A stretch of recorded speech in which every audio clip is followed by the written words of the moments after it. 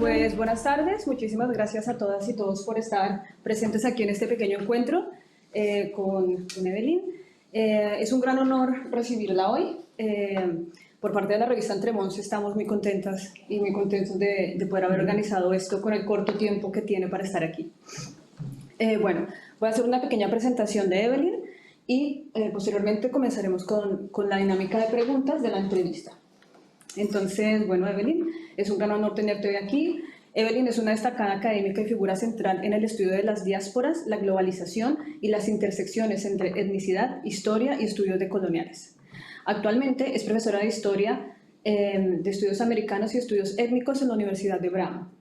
Sí. Su trayectoria académica es extensa y diversa. Antes de unirse a esta universidad, dirigió el Departamento de Estudios Técnicos y el Centro de Estudios de la Etnicidad y la Raza en América en la Universidad de Colorado en Boulder. Además, ha enseñado en prestigiosas instituciones como la Universidad de Nueva York, el sistema de la City University of New York, la Universidad de Michigan y la Universidad de Arizona, entre otras. La doctora Hu Hart, nacida en Chongqing, si lo he dicho bien, China, emigró a los Estados Unidos a los 12 años. Se graduó con honores en Ciencias Políticas en Stanford University, donde su exposición al movimiento por los derechos civiles y el activismo del tercer mundo marcó profundamente su perspectiva. Posteriormente obtuvo un doctorado en Historia de América Latina en la Universidad de Texas, Austin, tras lo cual inició su destacada carrera académica en Washington University en San Luis. Bueno, la doctora Udejar es ampliamente reconocida por sus investigaciones pioneras sobre la diáspora asiática en América Latina y el Caribe, así como por su análisis histórico de las comunidades indígenas como los yaquis del noreste de México. Además, ha trabajado ampliamente sobre el impacto del colonialismo en las comunidades indígenas. Bueno, tiene publicaciones que han sido bastante influyentes como Missionaries, Miners and Indians and Yaqui Resistance and Survival, ambas consideradas esenciales para entender las dinámicas de resistencia indígena y los efectos del colonialismo. También ha realizado importantes aportaciones en investigación sobre la diáspora china en América Latina y el Caribe, explorando la contribución de esta comunidad a estas sociedades. En Cuba, en Perú, o sea, sobre estas comunidades en estas geografías. Su investigación ha trascendido fronteras, llevándola a impartir conferencias por muchas partes del mundo, incluida América Latina y el Caribe, y bueno, siempre desde una perspectiva transnacional. Así que los invitamos a disfrutar esta conversación, que sin duda ofrecerá una mirada un poco profunda y enriquecedora sobre los desafíos históricos contemporáneos relacionados con la globalización, la explotación laboral, la migración, la justicia social y las complejas dinámicas entre el poder colonial y las comunidades indígenas. Y hoy queremos explorar estos variados temas a partir de unas preguntas que hemos preparado para ti. Entonces, muchísimas gracias, Evelyn, y a todas y todos por tomarse el tiempo para escuchar esta amplia presentación. Bueno, muchas gracias. No, a ti. Vale, pues bueno, muchas gracias a todos también por venir y a Evelyn por hacernos este hueco. Habíamos preparado como 3 bloques de preguntas y habíamos pensado primero hacerte, bueno, estas preguntas y luego si quería gente participar, pero no sé si lo queréis hacer más distendido y que cada uno participe cuando quiera, como prefiráis. ¿Sí? Vale. Ya. Entonces, queríamos hablar un primer bloque de globalización y desigualdad. Sí. El año pasado publicó en Frontiers, ¿no? The Journal of Women Studies. ¡Ah, conoce! Sí. Sí, escribió un artículo hablando de un artículo que había publicado hace 20 años de Globalization and its Discontents, Exposing the Underside. Entonces ahí hablar un poco y hacer una reflexión del Tratado de Libre Comercio con América del Norte y el levantamiento zapatista. Entonces queríamos preguntarte que cómo han moldeado este tipo de eventos en los debates actuales sobre las desigualdades entre el norte y el sur. Un poco your insights. Qué bueno, sobre... Isabel. Bueno, gracias por invitarme a esta conversación. Yo les pido, como Isabel, hablar en voz alta, por favor, porque tengo cierta dificultad a escuchar. Cuando vengo volando, vengo tapado las orejas, ¿no? Ese es un problema mío. Bueno, yo soy china de nacimiento, pero yo me identifico china americana. Ya no soy china nacional. Nunca he estado chino porque por 10 años de mi vida era impatriada, ¿cómo dice? Apátrida. Apatria, ¿no? Así que yo entiendo muy bien la globalización y la historia, world history, desde una cierta perspectiva, ¿no? Y en ese ensayo que ella cita en Frontiers, the Women's History, me preocupo siempre por la parte inferior a la parte oscura en la globalización, ¿no? Porque normalmente, si tú trabajas, si tú sigues una carrera en economía, en ciertas carreras, siempre habla de globalización como una cosa inevitable y una cosa de bueno, ¿no? Pero hay ciertas personas, ¿no? Entonces, este trabajo habla de la parte oscura, la parte inferior de globalización. O sea, en la globalización hay ganadores, hay perdedores, ¿no? Y esto es lo que pasó con el movimiento zapatista de Chiapas, de México, porque yo soy mexicanista, ¿no?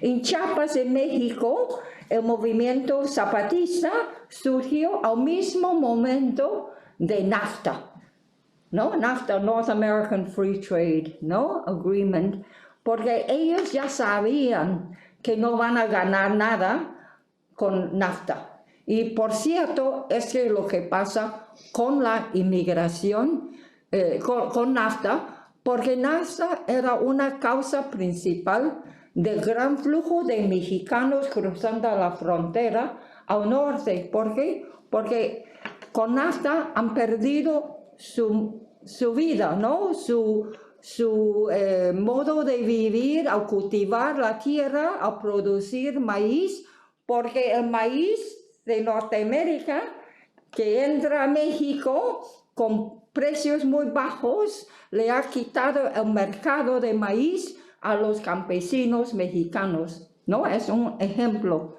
¿no?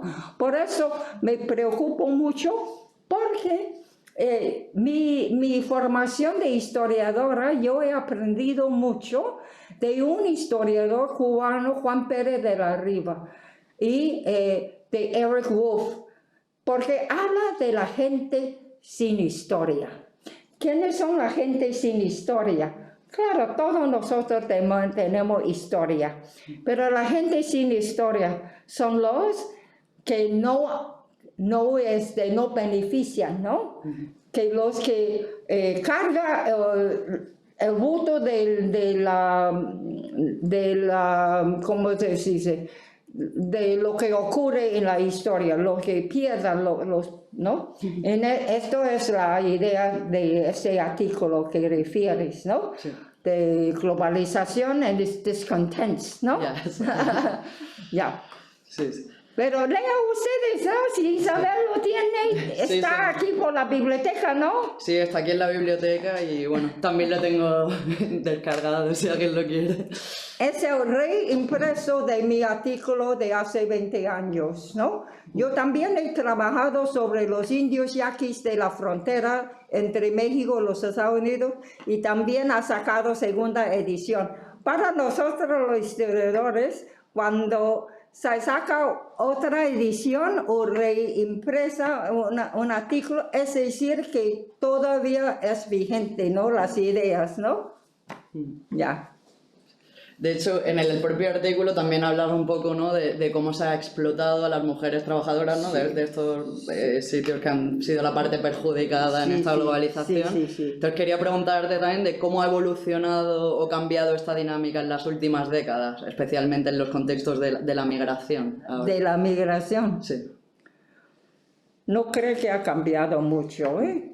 Sí. Pero me llama la atención de que aquí en España yo he leído que Pedro Sánchez tiene plan de regularizar hasta 100.000 inmigrantes indocumentados aquí en España.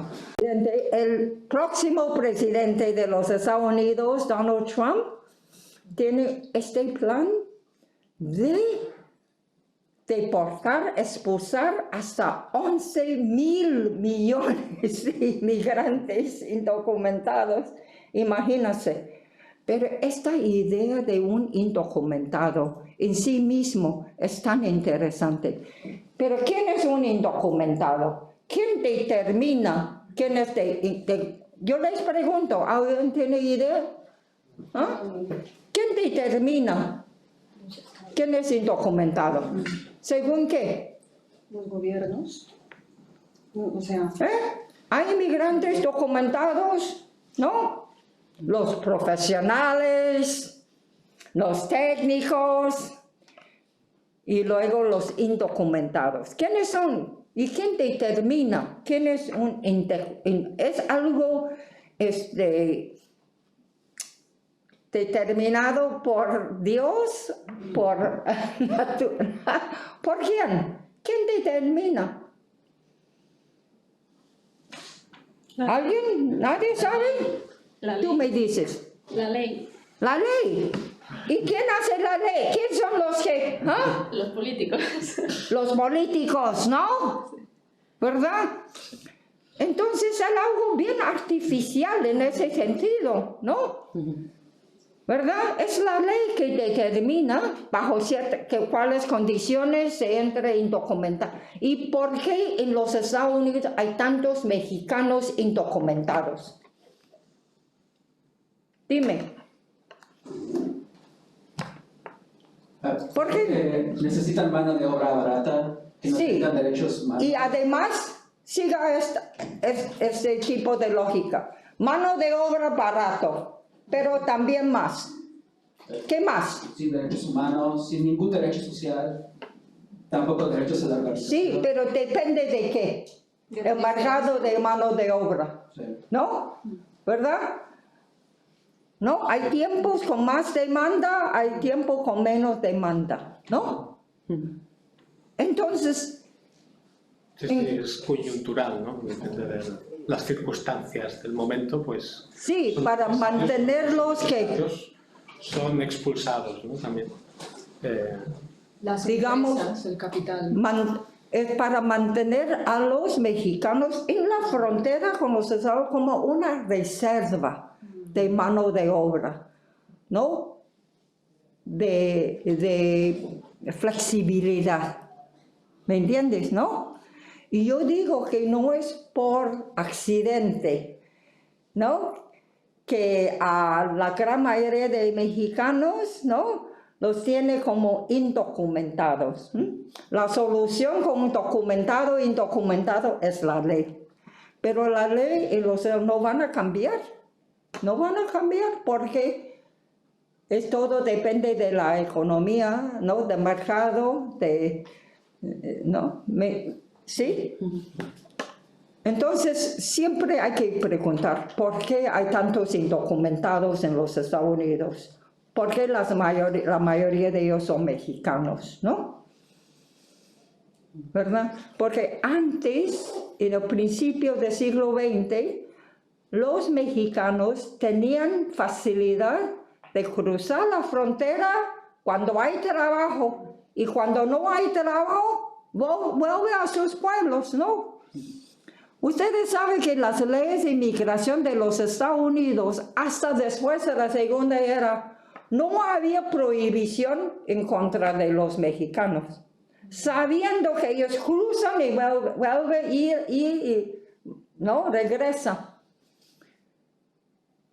Pero luego la política entra y hoy día es la situación que tenemos nosotros, que no van a causar muchos problemas.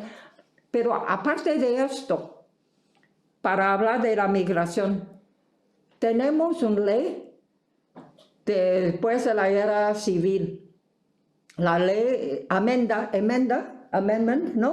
14, que dice que al nacer en territorio americano es automáticamente ciudadano, ¿no?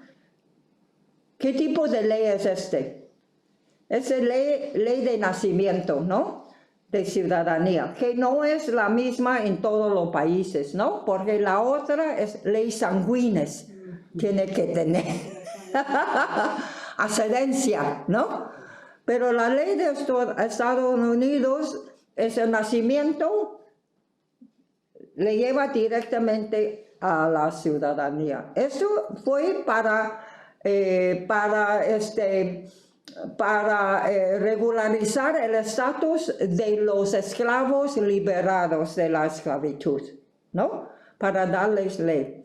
Entonces, ¿qué pasa si hoy día en estas familias mexicanas que tenemos dentro de la familia un estado mixto? Los padres indocumentados, pero los hijos nacidos en el país ciudadanos, ¿no? Yo tengo, por ejemplo, muchos estudiantes mexicanos, ciudadanos nacidos, pero sus padres son indocumentados. Entonces, cuando Trump expulsan a los indocumentados, ¿quiénes van a cuidar a sus niños, no? A los hijos ciudadanos. Entonces, ¿qué va a hacer?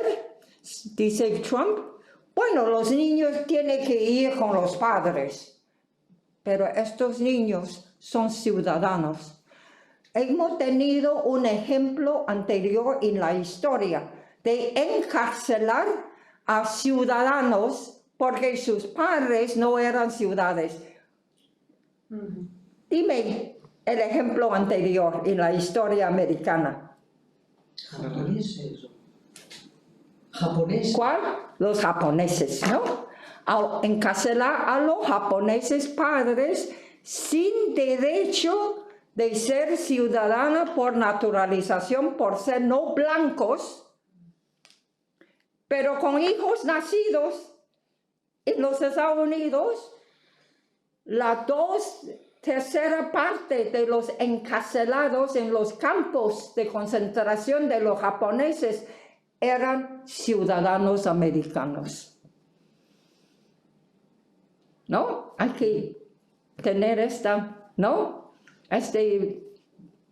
dato muy importante de saber que los americanos, el gobierno federal americano ha encarcelado a sus propios ciudadanos.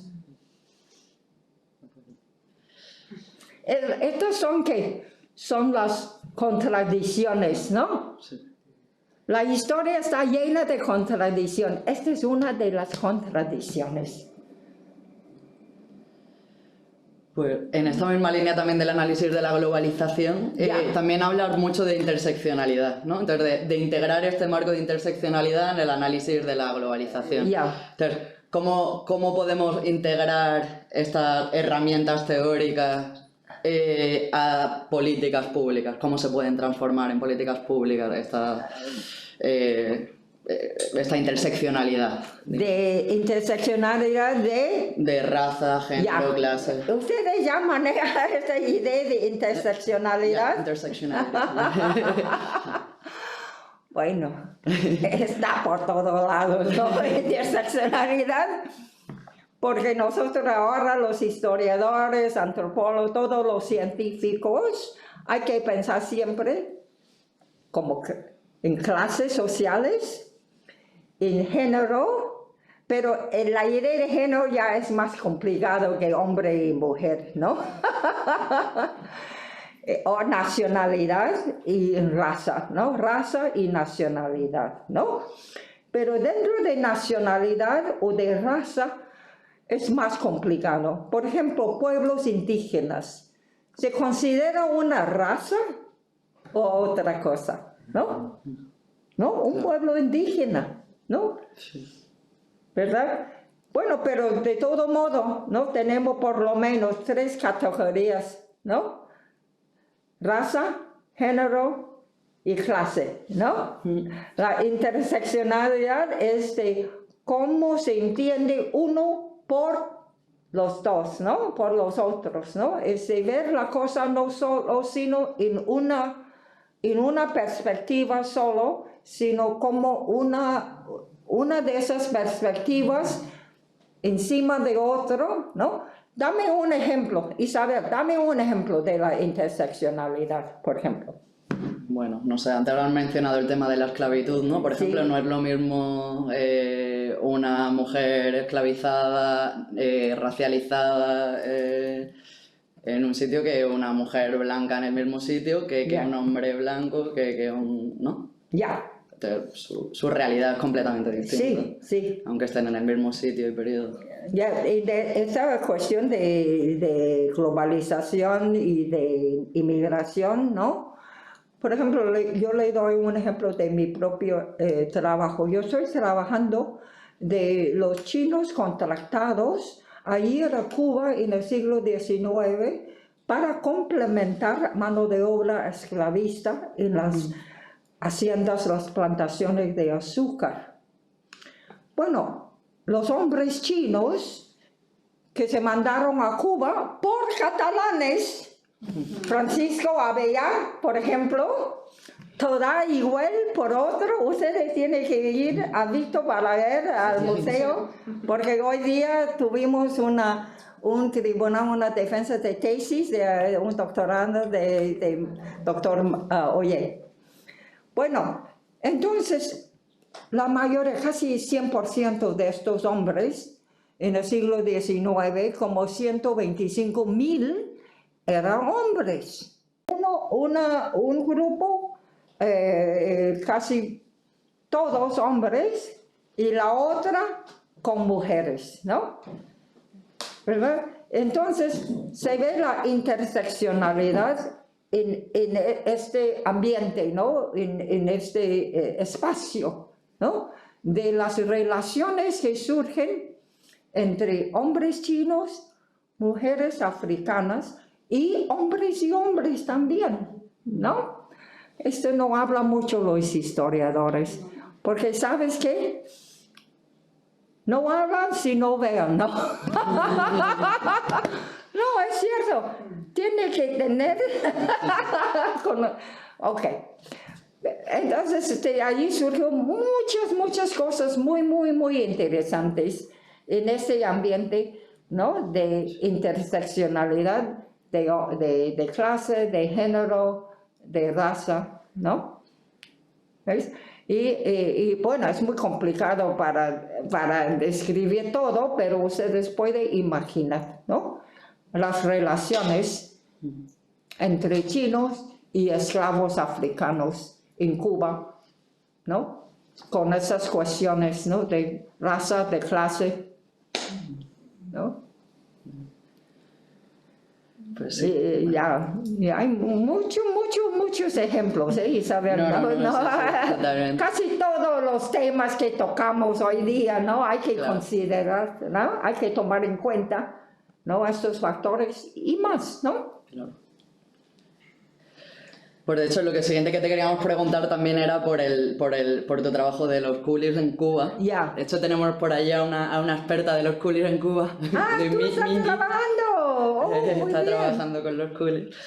Que era, bueno, un poco que investiga sobre las condiciones laborales y las tensiones contractuales, ¿no? De Sí, estos sí, trabajadores, sí. como Sí. uno se hacía un contrato en chino, otro Sí, en sí, castellano, sí, ¿no? sí. Entonces, bueno, queríamos preguntar un poco, bueno, sobre qué paralelismo hay entre estas condiciones, estas experiencias históricas y formas contemporáneas de trabajo precarizado. Oh.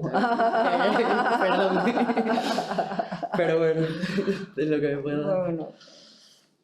¿Quién trabaja sobre historia de labor? Labor history. ¿Hay quien trabaja sobre esto? Bueno, ella sí trabaja sobre los coolies, ¿no? Tú trabajas sobre los coolies. Pero aparte de coolies, ¿no? Toda la historia casi, ¿no? Es sobre los que trabajan y los que no trabajan, ¿no? Los que benefician, los que explotan, ¿no? Pero casi todos, ¿no? ¿Verdad? Trata de trabajo, ¿no? En cuestión de trabajo es que ¿quiénes son los que mandan? ¿Verdad? El tipo de trabajo, por ejemplo, en Cuba, después de cumplir los primeros 8 años, tuvieron que recontractar, recontractar, ¿no? Entonces, ¿qué pasa con el periodo de recontractarse? Se ve en esos recontractos, porque yo tengo muchos ejemplos de los recontractos, se ve un mercado de labor emergiendo, porque en los recontractos el chino tuvo que pedir un contrato de mucho más corto tiempo, de mucho más pago, y además dice pago en onza fuerte, o sea, o de billete del Banco Español. Es decir, que antes muchos de los dueños, los patronos, le pagaban a los chinos no en efectivo, en moneda actual, sino en vales. Estos vales no tienen valor fuera de la plantación. Tú tienes que ir a la tienda del dueño para comprar las necesidades, ¿no? Entonces, con estos vales no había podido ahorrar dinero. No, nada, porque estos vales, dice vales, ¿no? No tenía valor, ¿no? Ese es un ejemplo de lo que pasó en Cuba, pero con el recontracto se ve que ellos habían podido negociar mejores términos para sus empleos, ¿no? Por eso yo digo, para hacer la historia, no solo tiene que estudiar y examinar los reglamentos macro, ¿no? En el estado, en el nivel del gobierno, ¿no? De las autoridades, sino hay que ver, ¿no? El nivel bajo, ¿no? ¿Cómo dice grassroots? Sí, la base. Ya, básico, ¿no? Y también tiene que ver lo que pasa, ¿no? En comparación a lo que dice la ley. Y muchas veces hay contradicciones, ¿no? Porque las condiciones, ¿no? Básicos, ¿no? Muchas veces tienen que modificarse porque las condiciones actuales no son como dicen las leyes, ¿no? Por eso la investigación de las historias hay que hacerlo. Nosotros decimos ahora en inglés scales, ¿no? Escalas, ¿no? La historia está en escalas, ¿no? Pues bueno, como pionera en estudios étnicos, ¿cuáles consideras que son los desafíos que enfrenta este campo hoy en términos de legitimidad académica o de relevancia social? Hoy día. Sí. De Ethnic Studies. Ethnic Studies, Bueno, Academic decimos relevance. Ethnic Studies que raza, hasta cierto punto etnia, pero raza es una construcción social, ¿no? Es una construcción histórica, es contingente del momento de la historia, ¿no? La raza. Por ejemplo, hablando de los chinos de Cuba, en los primeros reglamentos y en los contratos llamaban a los chinos colonos. ¿Saben qué es un colono? ¿No? Tanto como a los españoles, a los canarios, a los catalanes, a todos que fueron a Cuba para asentarse, ¿no? Los chinos también los llamaban colonos o colonos asiáticos. Y colono, en cierta manera, equivale a persona blanca, ¿no? Interesante, ¿verdad? Ese de persona blanca, ¿no? Por eso, pero hoy día entonces la construcción de raza, ¿no? En lo que llamamos Ethnic Studies es también una preocupación nuestra, ¿no? De cómo la raza, por ejemplo, la raza de un chino en los Estados Unidos, ¿no? ¿Qué es? ¿Es blanco? No. ¿Es negro? Claro que no, ¿no? ¿Es una persona de color? Más o menos. ¿Es una minoría étnica o es parte de la población dominante, ¿no? Porque los chinos, su construcción de raza varía, ¿no? Siglo pasado, 19, cuando los chinos eran un peligro amarillo, ¿no? Yellow peril, ¿no? Era racializado nosotros, sin duda, ¿no? Una persona inferior, ¿no? Esta es la raza, ¿no? La inferioridad, pero la inferioridad inherente, que nunca cambia, ¿no? La raza amarilla del siglo pasado, ¿no? Los chinos. Y por esta razón también no querían dar los chinos una permanencia en los Estados Unidos, una residencia permanente. Entonces, la primera ley de inmigración de los Estados Unidos era la ley de exclusión de chinos, Chinese Exclusion Act, de 1882. La primera ley de inmigración de los Estados Unidos era una ley de exclusión, no es una ley de recibir, ¿no? ¿Exclusión a quién? A los chinos específicamente. Específicamente, it's called the Chinese Exclusion Act. Específicamente, imagínense. Entonces, adelante, ¿cuál es la caracterización de los chinos racialmente hablando? ¿Ustedes han oído de ese término, una minoría modelo? Model minority. Somos nosotros, hoy día, siguiendo ser una minoría, pero una minoría modelo. ¿Qué quiere decir una minoría modelo? A model minority. ¿Qué quiere decir? ¿Qué quiere decir una minoría modelo? ¿Nunca he escuchado hablar de una minoría modelo? No es vista como algo amenazante. Sí, model minority es muy importante. Yo creo que aquí en España yo he hablado con mis coétnicos chinos, decían ellos que sí, ya hay gente que hablan de los chinos de una manera semejante. Es decir, es minoría, es decir, no es blanco, pero su comportamiento es como un blanco, ¿no? Es un modelo, ¿no? Model minority. Este es otro tipo de construcción de raza, ¿no? ¿Me entienden? ¿No? Minoría, como blancos, como los hispanos, ¿no? Pero modelo, ¿no? Cierta contradicción, ¿no? Modelo, ya. Trabajan duro, los chinos, no quejamos, no salimos a las calles, ¿no? Somos disciplinados, trabajadores, ¿no? Todo esto, ¿no? Que no enfrentamos con otros, no causamos problemas, etcétera, etcétera, ¿no? Es un poco como Sudáfrica. En África del Sur, Sudáfrica, también surgió esta idea de que los asiáticos, ¿no?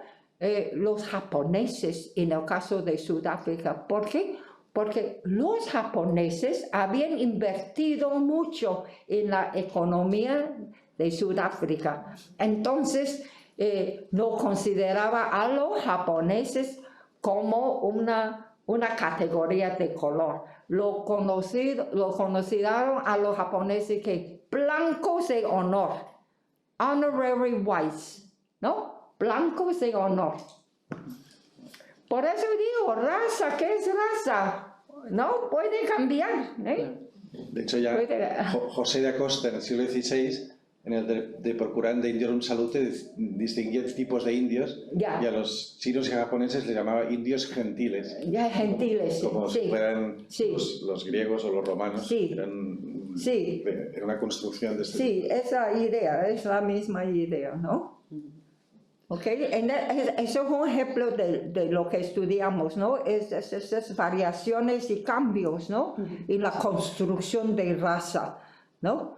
Y a los hispanos, por ejemplo, los latinoamericanos, ¿no? ¿Quiénes son ellos? ¿Son güeros, son rubios, con ojos azules? ¿Son de Argentina? ¿No? Con ascendencia italiana, y hay los mexicanos, los centroamericanos, con no, de ascendencia indígena, pero a todos ellos los llaman hispanos, ¿no? O latinos, ¿no? Bueno, entonces en los censos americanos hay dos categorías de blancos. Uno blanco, otro blanco hispanos. ¿No? También, ¿no? Este problema de clasificación por raza, tarde o temprano surgen estos problemas de clasificación. Si tú clasificas por color de piel, es difícil, ¿eh? ¿Qué color tengo yo? ¿No? Es difícil, ¿no? Bueno, luego queríamos preguntarte también, como mexicanista también, en 2021 López Obrador pidió disculpas a la comunidad china Sí. y a los yaquis también. Sí, tú sabes. Sí, que los estados contemporáneos hagan este trabajo Mira, de asumir la responsabilidad, ¿no? por esos crímenes del pasado.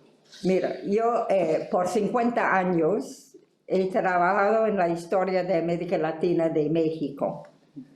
Y mis dos temas principales que yo escogí, ¿no? Eran sobre los indios yaquis de la frontera entre Estados Unidos y México, que resistieron la asimilación forzada en la sociedad mexicana, ¿no? Por proteger su territorio, ¿no?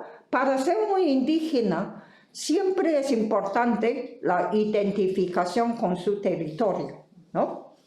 Entonces la otra es la diáspora china y asiática en América Latina desde Manila, bajo Imperio Español, hasta hoy día, y México de hoy día con un nuevo flujo de chinos y en toda América Latina, y aquí en España también, el primer ministro chino Xi Jinping y su proyecto de ¿qué? De la franja y la ruta, ¿no? De invertir un montón de dinero del Estado de China, pero con ese proyecto estatal han llegado a España, a toda América Latina y a África muchos nuevos inmigrantes chinos, pero grandes flujos de chinos, ¿no? A Europa, sus cafés, ¿no? Ya no están en manos de españoles, sino en manos de los chinos, ¿no? En Italia también, ¿no? Un fenómeno bien interesante. Bueno, entonces, los chinos siguen saliendo de su país desde hace como 500 años, ¿no? Sigue, porque somos tantos, ¿no? Y no agota, ¿no? No agota. Bueno, entonces este es el problema de los chinos, ¿no? De estudiar chino, hay que estudiar el momento de la migración, porque son diferentes, ¿no? Siglo XIX, siglo XX, ahora siglo XXI. Por ejemplo, hoy día, entre los chinos inmigrantes, son más mujeres que hombres. Más mujeres. Recuérdense que en el siglo IX había casi solo hombres, ¿sí? Hoy son mujeres, más mujeres. ¿Por qué? Porque la demanda de servicios son más femeninos que masculinos, ¿no? ¿Qué hacen yo fui a hacer mis uñas, ¿no? Es verdad. Vietnamitas, chinos, coreanos, todos asiáticos, ¿verdad? Entonces la pregunta es, No, que si consideraba relevante que los estados contemporáneos pidan disculpas por... no, disculpa, entonces estos dos temas, de repente me vino noticia que expresidente ahora de México, ustedes saben que México seleccionó a una mujer, una judía. Y nosotros americanos ni siquiera una mujer 2 veces han perdido las mujeres, ¿no? Así que no digan que nosotros somos progresistas o avanzados de cultura, ¿eh? Somos muy pero entonces me vino de AMLO, ¿no? López Obrador, que va a pedir perdón a 3 grupos de mexicanos, los indios mayos, los indios yaquis y los chinos. Entre los 3, 2. Entonces yo fui invitado, claro, a México, ¿no? A esta ciudad de Torreón. Pero yo soy un poco cínica. Yo digo que parte de ese gesto a los chinos es no para los chinos de México, sino para China, ¿no? Es para China, ¿no? No es para los chinos de México, no, una pequeña parte pero de todo modo, mucha ilusión para mí, ¿no? Mucha ilusión de poder ir a México a presenciar y observar ese gesto, ¿no? Del presidente mexicano. Ya. Pues no, teníamos alguna pregunta más, pero creo que va más justa de tiempo, entonces no sé si alguien más quiere colaborar o preguntar algo. Ya vamos. ¿Quieres Ya. 5 minutos o si quieres? La contraseña. A las 7. ¿De qué? ¿Mi contraseña? No, digo que tenemos que a las 7 estar en otro sitio. Sí, pero esos son... Aún tenemos 10 minutos. Sí, 15 minutos, 20 minutos. Sí, eso sí, alguien quiere preguntar algo y si no... Aprovechar. ¿Alguna pregunta? Cualquier pregunta. Sobre culis. Ya. Muchas gracias por su presentación. Tiene que hablar en voz alta. Yo vengo contigo. Ya. Sí. Muchas gracias por su presentación. Sí, soy de su super fan en artículos. Porque Le hice mi trabajo. sí, mucho sobre la discusión sobre la naturaleza de los culis chinos. Por ejemplo, sea esclavo o sea Libres, neolibres, neoesclavo. Para mí me da mucha inspiración sobre mi tesis. Sí, y también tengo una pregunta sobre cómo estudiar o cómo terminar un artículo de mental, porque acabo de decir que las historias estábamos en las escalas, por las escalas. Ya. Sí, por ejemplo, y tengo la nota. Sí, en la mayor parte los objetos de la investigación histórica están lejos antecedentes históricos de los historiadores. Entonces, cuando analizamos los materiales históricos y escribimos las tesis, ¿cómo debemos pensar y entender los pensamientos y las acciones de los curíes de su época? En mi tesis, con mi ejemplo. Una buena pregunta. Y aquí está el profesor Oye, que también es historiador, ¿no? Manuel, ¿no cree que mucho depende de los documentos que se encuentran y los documentos que se buscan, ¿no? ¿Verdad? Y para mí, para la investigación sobre los chinos, tenemos una gran ventaja que no existe en la historia de chinos en otras partes de las Américas. Ustedes saben, ¿no? Con los esclavos, con los chinos, que con otros mano de obra, inmigrantes, ¿no? A veces, muchas veces, ni siquiera apuntan sus nombres, ¿no? Así que no tenemos nombres de los esclavos. ¿no? No tenemos porque los traficantes, ¿no? Ni siquiera, ¿no? Tenían hicieron los esfuerzos de recordar sus nombres. Lo mismo pasa con muchos de los chinos, ¿no? Pero en el caso de los chinos de Cuba, tenemos dos ventajas, los contratos. Los contratos eran bilingües, una versión en español, otra versión en chino. En español está escrito su nombre en cualquier manera que escucha, pero en chino está escrito su nombre en chino. ¿Tú has visto a uno de estos contratos? ¿No? La versión china tiene su nombre, su edad y su pueblo. Así con estos dos importantísimos datos, ¿no? Se sabe de dónde vinieron sus nombres y su edad.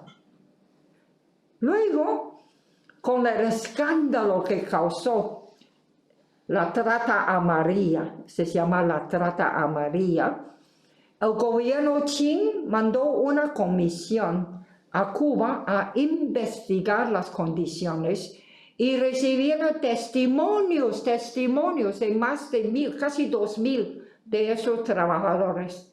Y había un escribano con la comisión y escribano puso sus nombres en chino escrito. Estos son, ¿no?, documentos importantísimos, ¿no? Primero en chino, segundo en la voz de los contratados, de los coolies, en su voz, el testimonio. Pero no se encuentra este tipo de documentos en todos los casos. ¿Ok?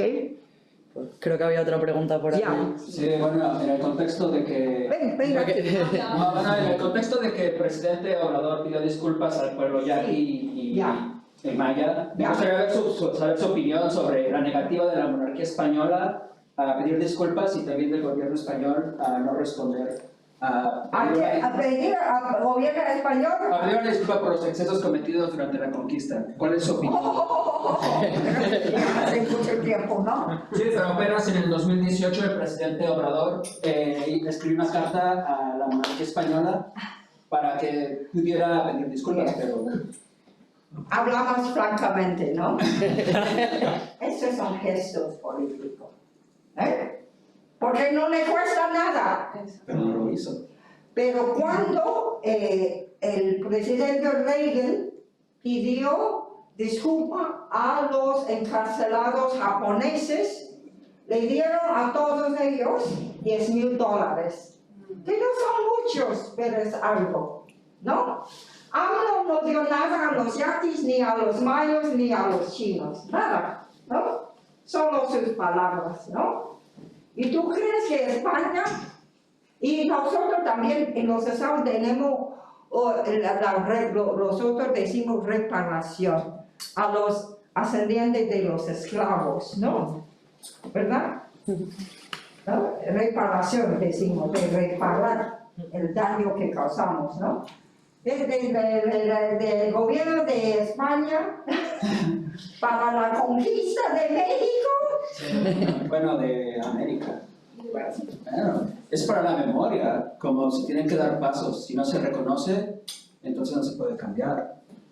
No sé su opinión. Pero mira, una disculpa no cambia la historia, ¿no? No sé qué piensan ustedes, pero a mí no es tan importante estas disculpas, ¿no?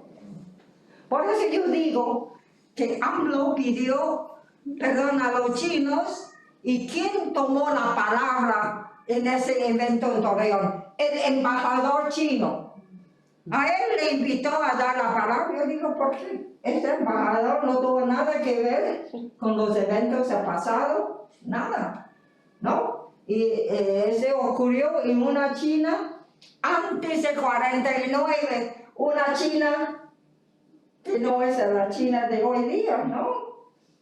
Ya. No me dio a mí la palabra, digo la palabra. ¿Me entiendes? Pero sí. Pero entonces AMLO pidió ¿a quién? Al rey. A Sánchez. Al rey Felipe. Sí, y no hubo negar. ¿Pero quién es el rey Felipe? El jefe de Estado en la Constitución. El nombre. Perdón. De pedir perdón ¿a quién? A los pueblos nativos americanos por los excesos durante la conquista. Yo digo, así de importancia es que el presidente americano pide también disculpe al pueblo latinoamericano por haber explotado sus recursos nacionales, por haber sacado su riqueza, ¿no? Lo que nosotros en la historia llamamos neocolonialismo.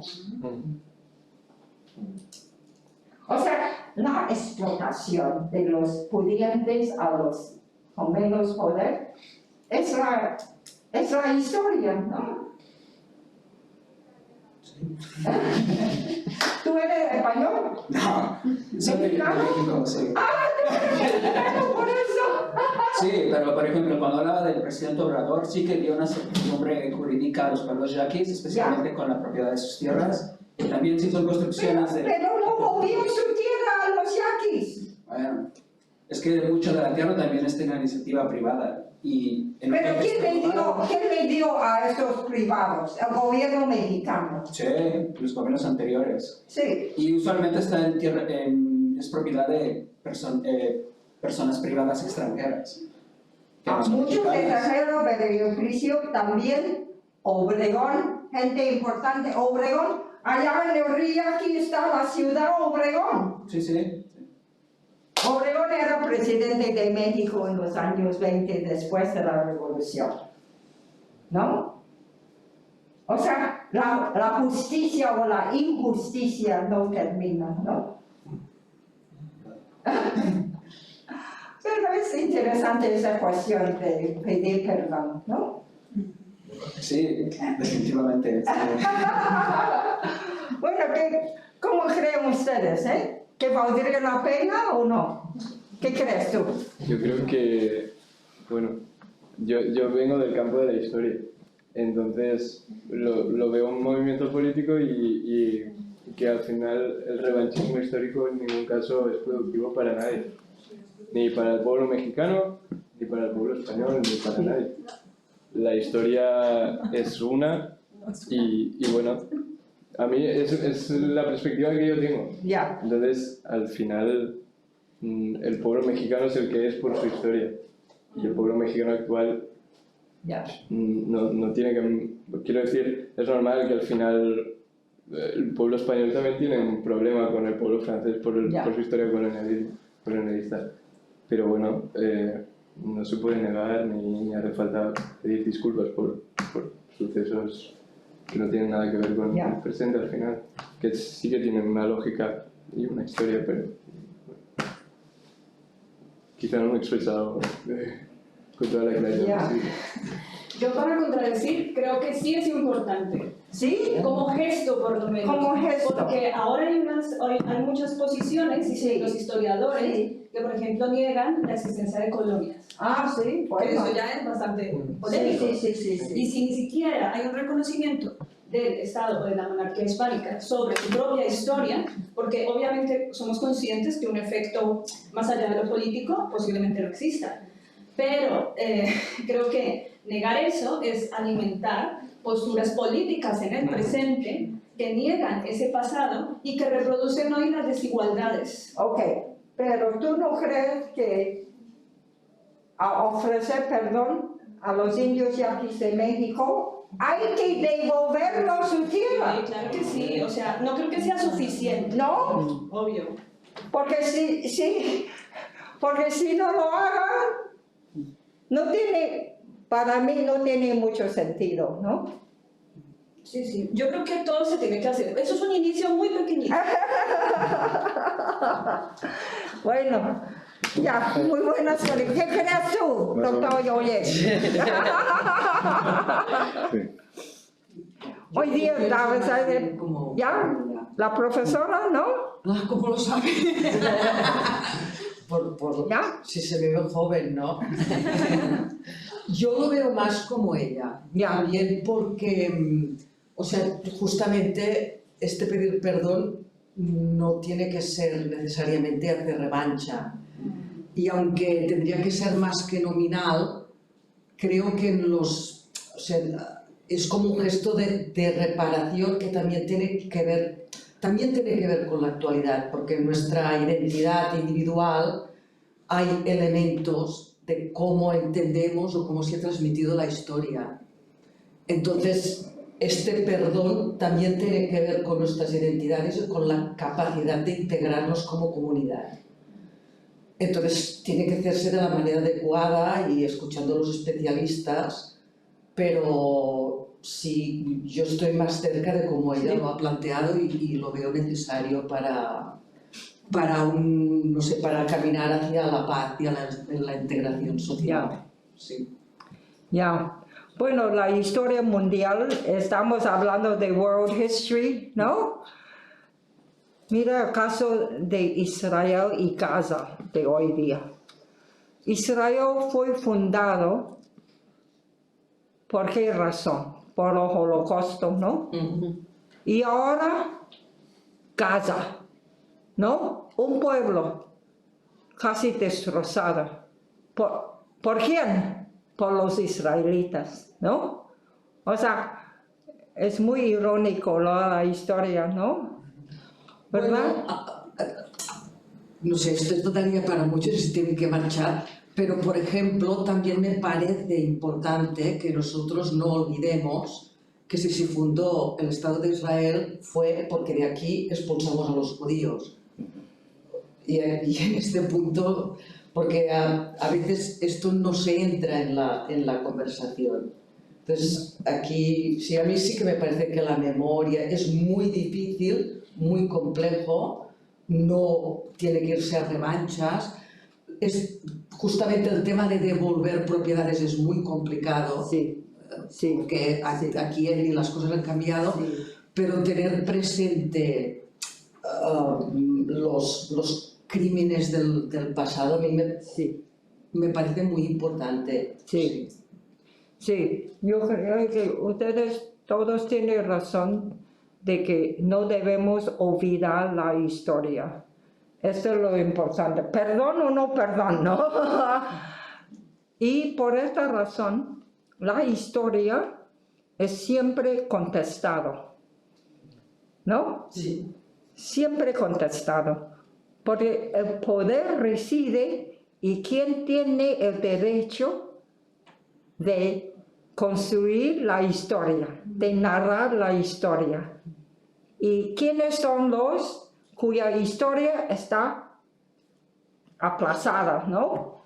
O olvidada, o deprimida, ¿no? Esto sí, por eso historia nunca acaba. No se acaba nunca. Ahora sí que no se acaba. Así que nosotros tenemos carrera para siempre, ¿no? No, pero es cierto. Las universidades, algunas, desea ellos para presupuesto, para reducen ¿qué? La historia, ¿no? Los departamentos, las carreras de historia, ¿no?